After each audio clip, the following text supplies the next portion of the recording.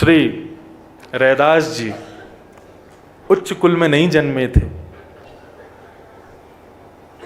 रैदास जी की ऐसी परन कुटी थी, जैसी कुटिया हमारे लाल जी की बनी है यहाँ पे, ऐसी बढ़िया लग रहा है ना मंच है?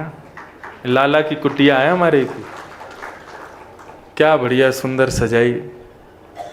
जब इतना छोटा हॉल, इतनी नीची हाइट, फिर भी बढ़िया सब व्यवस्थित कर दिया।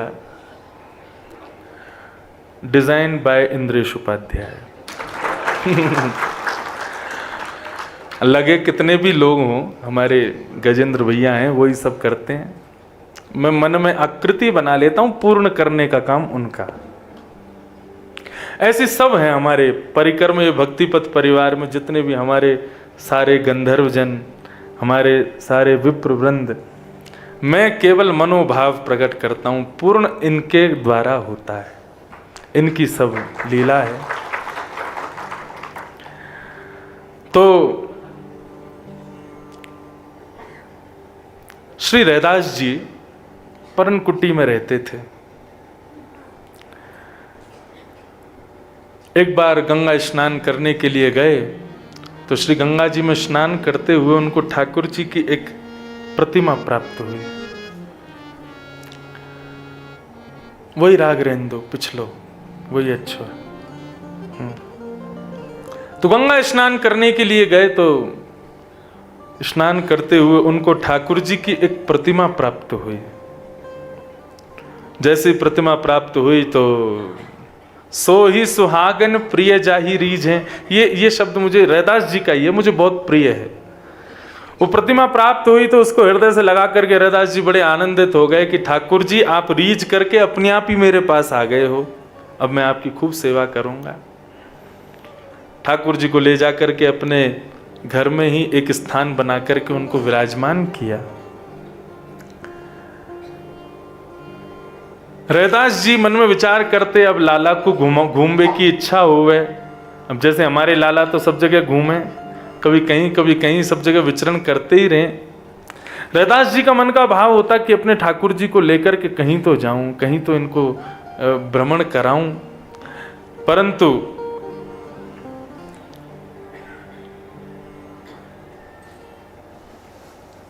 इतने सक्षम नहीं थे कि ठाकुर जी को कहीं ले जा सकते, कहीं उनकी सेवा में कुछ विशेषताएं कर पाते। गोविंद बोलो हरि गोपाल बोलो। रैदास जी की इच्छा होती थी लाल जी को कहाँ कहाँ लेके जाऊं, या फिर उनकी ऐसी इच्छा होती थी तीर्थ यात्रा करूं, लेकिन ठाकुर जी को सब जगह लेके जाना बड़ा मुश्किल है। उन्होंने अपनी कुटिया में ही सारे धाम प्रकट कर दिए। कुटिया का एक कोना उसका नाम धर दिया केदारनाथ, कुटिया के दूसरे कोने का नाम धर दिया बद्रीनाथ, एक कोने का नाम धर दिया जगन्नाथपुरी, एक कोने का रामेश्वरम, खिड़की का नाम धर दिया जमुनोत्री, कोई अंदर जल आने का कोई स्रोत होगा तो उसका नाम गंगोत्री। ऐसे करके सारे धाम उन्होंने अपनी कुटिया में ही बना दिए और पूरे दिन अपने ठाकुर जी को यहाँ से उठा के वहाँ धरें, वहाँ से वहाँ धरें, और आज चलो केदारनाथ चल रहे हैं। लाला बैठ गए वहाँ पे, उनको गर्म कपड़े पहनाए थे। लाला बड़ी सर्दी पड़ रही है, देखो केदारनाथ आ गए हम। केदारनाथ से कभी उनको कहीं ले जाते, ऐसी अपनी कुटिया में घुमाते और भाव रखते, मेरो लाला सब तीर्थन में मेरे संग घूमते रहे। जब से ठाकुर जी उनकी सेवा में आए तब से श्री रैदास जी ने बाहर जाना बंद कर दिया। ये ठाकुर जी को लेके कहाँ जाऊं, अपने घर में ही सारे तीर्थ उन्होंने प्रकट कर दिए। अब तो ऐसी ऐसी सेवा करते महाराज, गांव के लोग देख के प्रसन्न होते तो उनकी सेवा में वे भी हाथ बढ़ाते, सुंदर श्रृंगार करवाते, सजाते कुटिया को। वो सब देख करके कुछ ब्राह्मणों को ईर्ष्या हो गई। मन में विचार करने लगे, यदि ये ठाकुर जी हमको प्राप्त हो जाए, हम इनका मंदिर बनवा दें तो गांव के लोग दर्शन करने आएंगे, खूब आमदनी होगी। उन लोगों ने जाकर के नगर के राजा से शिकायत कर दी और शिकायत में कह दिया कि महाराज ये जो रैदास है ना, इनको ठाकुर जी की सेवा का अधिकार नहीं है और ये ठाकुर जी की सेवा करते हैं, इससे अपराध इनको तो लगेगा ही, लेकिन ये जिस राजा के यहाँ रहते हैं उस राजा को भी अपराध लगेगा। आपको इनके ठाकुर जी इनसे लेके हमको दे देने चाहिए। राजा बोला अच्छा, शास्त्रों में ऐसा लिखा? बोले हाँ। बोले आप जानते नहीं है रैदास कौन है? ठाकुर जी के स्पर्श तक का भी इनको सौभाग्य नहीं मिलना चाहिए, और ये सेवा करते हैं पूरी, ये तो हम ब्राह्मणों का अधिकार है। राजा ने कहा तो ठीक है, तो इस बात का निष्कर्ष होना चाहिए।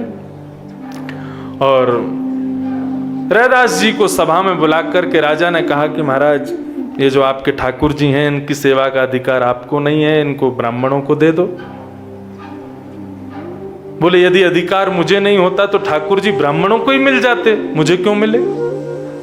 ये तो वही बात हो गई, किसी माता के गर्भ से किसी बालक ने जन्म लिया, बालक थोड़ा गोरा था, बालक थोड़ा सुंदर था, तो अन्य माताओं ने शिकायत कर दी, बोले गोरे बालक का अधिकार इसका नहीं है, ये तो हमारा होना चाहिए। सुंदर बालक का अधिकार इस माँ का नहीं। अरे जिस माँ ने जन्म दिया बालक उसका है। ठाकुर जी जिसके घर में गए हैं सेवा उसकी स्वीकार करेंगे तो उसी के हैं, दूसरे के कैसे हो जाएंगे? और उसमें ठाकुर जी ने जब जाति नहीं देखी, आप क्यों देख रहे हो? लेकिन नहीं माने गांव के लोग, और कहा कि नहीं निष्कर्ष होना चाहिए, सब ब्राह्मण एक तरफ हो गए, रैदास जी एक तरफ। तो राजा बोला अब निष्कर्ष तो कुछ निकालना पड़ेगा।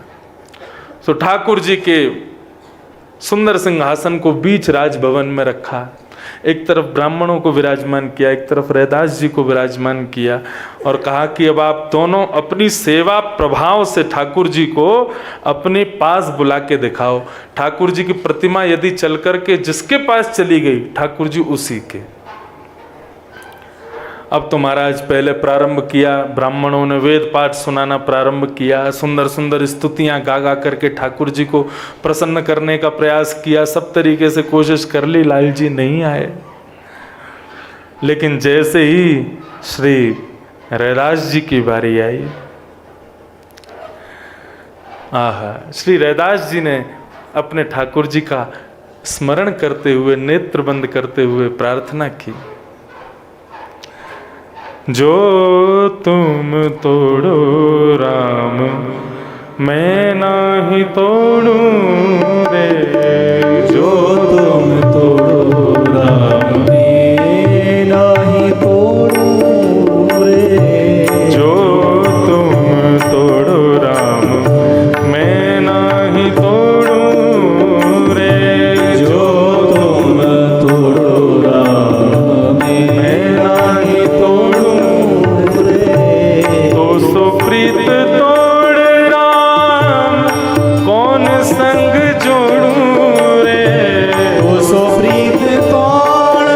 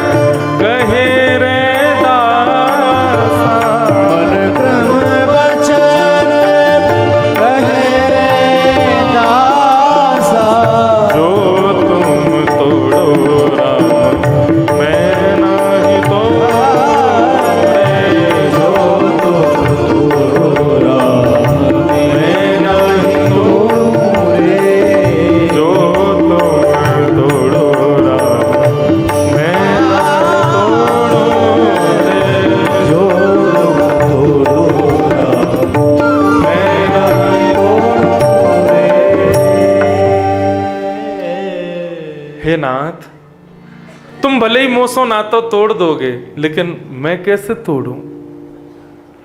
आप भले ही इन ब्राह्मणों के पास चले जाओगे, इनके पास सुंदर सुंदर वाणी, सुंदर सुंदर स्तुतियां, सुंदर सुंदर सेवा के प्रकल्प हैं, इनके यहाँ आप ज्यादा प्रसन्न रहोगे, लेकिन भगवान मेरे जैसे आपके लिए हजारों हैं, लेकिन मेरे लिए तो बस आप हो ना, मैं कैसे जीऊंगा?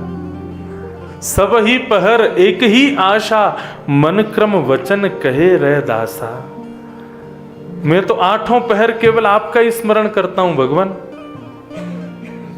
मन क्रम वचन सबसे आपका हो चुका हूं नाथ। आप मेरे पास आ जाओ, मैं ये नहीं चाहता, लेकिन मुझे अपने चरणों से दूर मत करो भगवान, मुझे आप स्वयं से दूर मत करो।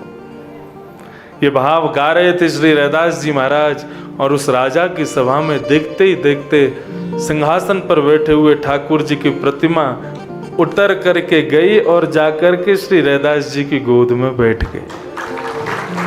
रैदास जी को अपने हृदय से लगा लिया। ये है भक्ति।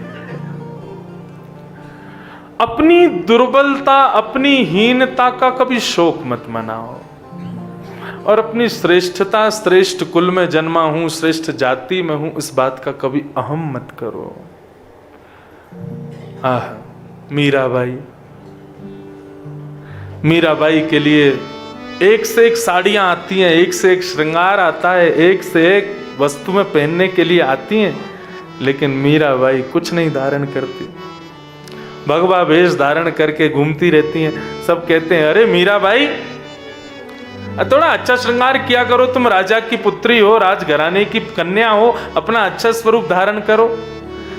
बोले कि अच्छा स्वरूप धारण करके पूतना गई थी, तो मेरे लाला ने उसको देखा नहीं था, तो वासो मुँह को ये पता चली कि वाकू ज्यादा श्रृंगार प्रिय ना है,